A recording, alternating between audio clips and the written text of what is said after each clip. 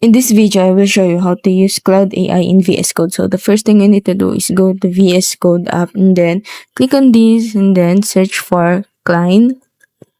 And then here, click on install. Then click on trust publisher and install.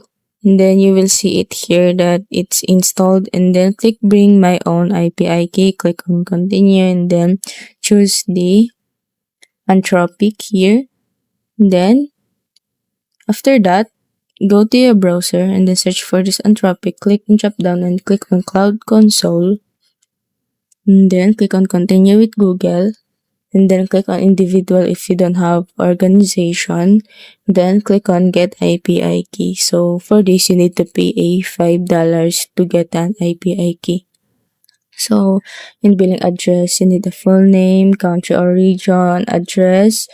And then you need to put the information about your credit card. And then after that, you need to buy for $5 and type your API key here. And then once done, click on continue. And that's it. You can use a Cloud AI in VS Code. If it helped you, please like and subscribe.